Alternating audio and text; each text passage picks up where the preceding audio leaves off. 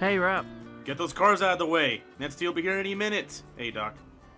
What's with all the shouting? This day's been completely awful. Why is... Since I woke up this morning, it's been non-stop chaos. I've been trying to organize the set all day. The last episode didn't make enough the car help me need, so I got these teenage hipster losers who don't know which way is up. I also had to pay off the dock worker to even let us shoot here. On the ride over here, these hipster kids will not stop trying to show me their quote-unquote dank mixtape. On top of all of that, the car's either missing or late. Either way, this day sucks. Could possibly get any worse. Do you mean that car? Oh, finally. Hey, Axel, bring the car in and don't damage it. That's so like 1542. What? Kids these days. So, how'd the tube face like us? Reception is good, but we need more viewers. I'm sure after this episode we'll get more people. If we ever get around to filming it. Don't worry, Rap. It'll be okay.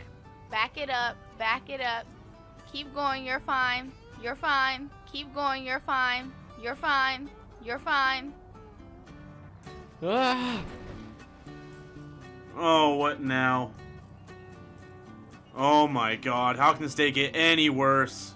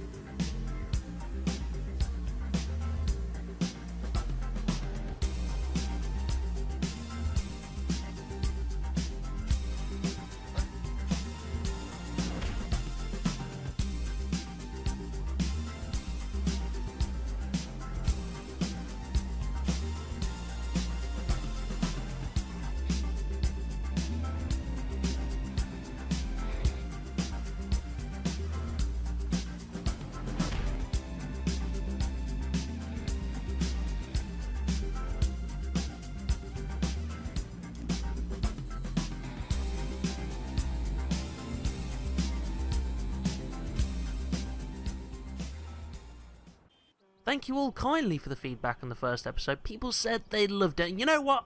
I love you, people. Well, maybe not all of you. I have commitment issues.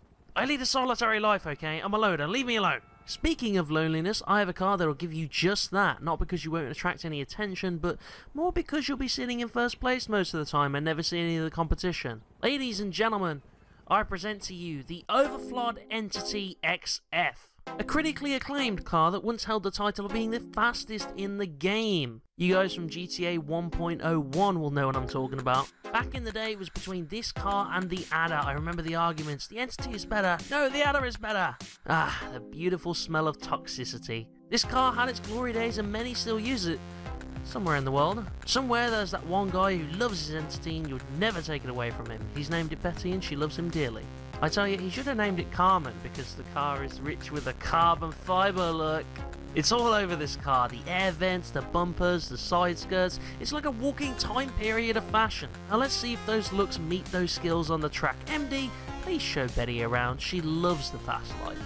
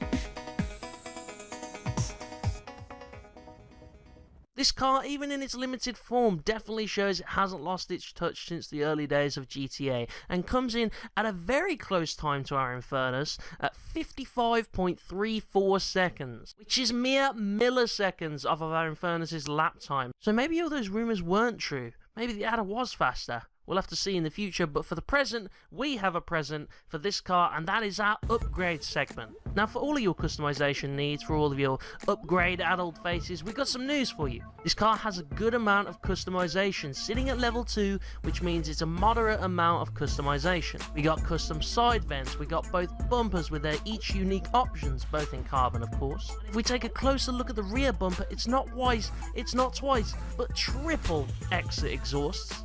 Well, 6 if you want to be picky. Xenon lights coming in with their upgrades too. We're thinking of calling the lights Little Miss Consistency.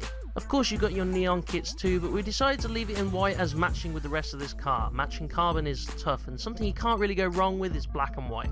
A bit like those phone filters that make everyone and everything look better. And this car is no exception. Sticking with our monocolour theme, we've kept the license plate in black, and the colour of the car, if you're wondering, is frost white. Don't let that fool you, she works best in the sun, and just in case you didn't think you had enough carbon, we've even added a mean carbon wing to give you a really odd sense of satisfaction. Obviously, you're also going to want to tint the windows completely black. Regular windows are transparent, and that would interfere with our colour scheme. Unfortunately, it's illegal to tint the window screen.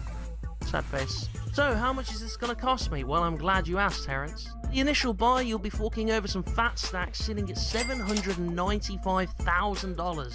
Wow, that's expensive.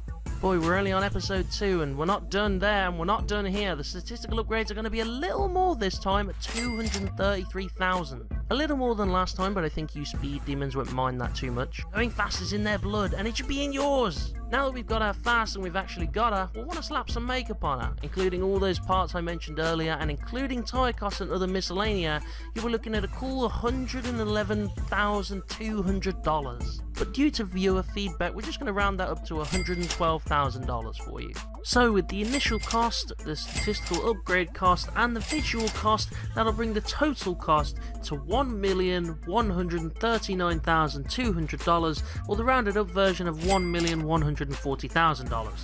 We have already hit 7 digits and it's only episode 2, and I tell you from here, the price is only going to go up.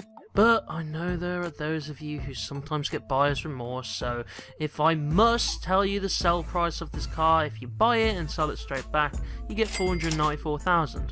But if you then apply all of our upgrades we talked here today, and you still, for some reason, want to sell it, you'll get $614,200 or $615,000. Benny will cut you a nice deal for this car, it seems. Wait, maybe Benny is the one who named her Betty. It all makes sense now. After uncovering that secret, my mind is blown. I think I need to sit down for a while. Cut to the race! The race!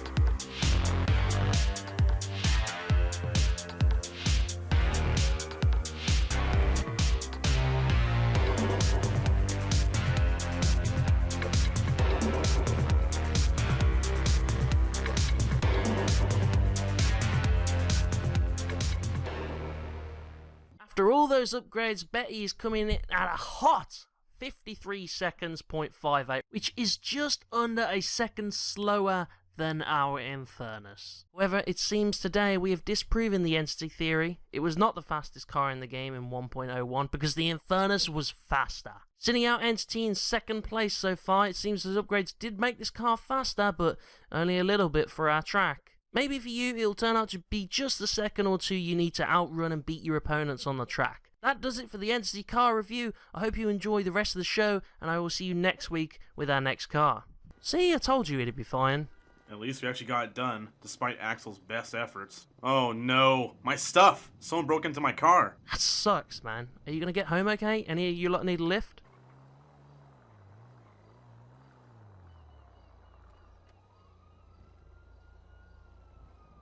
Nah, we're good, man. I'll see you next week. Ah, see you, dude.